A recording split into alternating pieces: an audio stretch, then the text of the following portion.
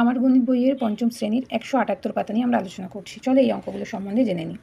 একটি ঘড়ির ছবি দেখতে পাচ্ছি এবং দেখতে পাচ্ছি এটি হচ্ছে ঘন্টার কাঁটা এবং এটি মিনিটের কাঁটা। দেখো, প্রশ্ন হচ্ছে এখন ঘড়িতে কটা বাজে। যেহেতু ঘন্টার কাঁটা 3-এর ঘরে এবং মিনিটের কাঁটা 12-র ঘরে, আমাদের বুঝতে অসুবিধা নেই ঘড়িতে এখন 3টে বাজে। তাহলে লিখি ঘড়িতে এখন 3টা বাজে। পরেরটা কি বলেছে, ঘন্টার কাঁটা ও মিনিটের কাঁটা পরস্পর কত ডিগ্রি কোণে করে আছে। তাহলে চলো আমরা চাঁদার সাহায্য নিয়ে জানার চেষ্টা করি।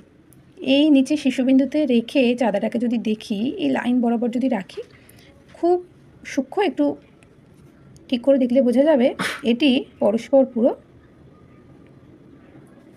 এই নিচের কাঁটাটা 0 ডিগ্রি এবং এই যে উপরের কাঁটাটা 90 ডিগ্রি কোণ করে আছে। তাহলে কত ডিগ্রি কোণ করে আছে? এটি 90 ডিগ্রি। যেহেতু ডিগ্রি কথাটা লেখা আছে তাই আর লেখার দরকার নেই। এই কোণের আর এক নাম কি? তাহলে যেই কোণের পরিমাপ 90 ডিগ্রি তাকে আমরা কোন কোণ বলি? সমকোণ।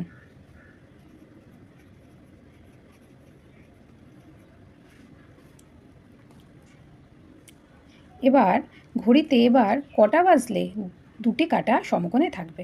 দেখো, এখন বাজে 3টে। এই কাঁটাটাকে যদি তোমরা এদিকে ঘুরিয়ে দাও, মানে ভাবো যে এই 3টের কাঁটাটা নেই, 9-এর ঘরে কাঁটাটি আছে, তাহলে ঠিক যখন আবার 9টা বাজবে একই রকম কোণ উৎপন্ন হবে। তাহলে এটা কখন হতে হবে? 9টা বাজলে। পরের অঙ্কটা দেখি।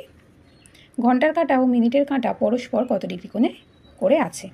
এই ঘড়িতে কটা বাজে? ছোটো কাঁটাটি মানে ঘন্টার কাঁটাটি 6-এর ঘরে এবং মিনিটের কাঁটাটি 12-র ঘরে। তাহলে আমাদের বুঝতে অসুবিধা নেই এখন কটা বাজে।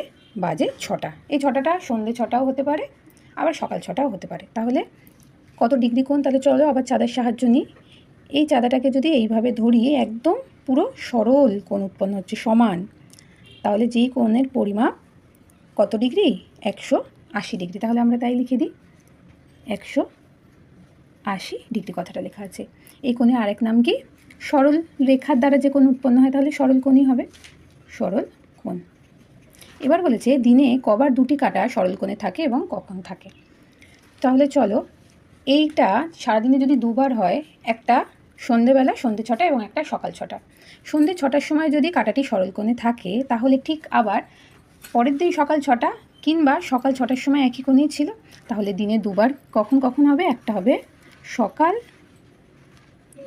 6টা আর একটি সন্ধ্যা 6টা।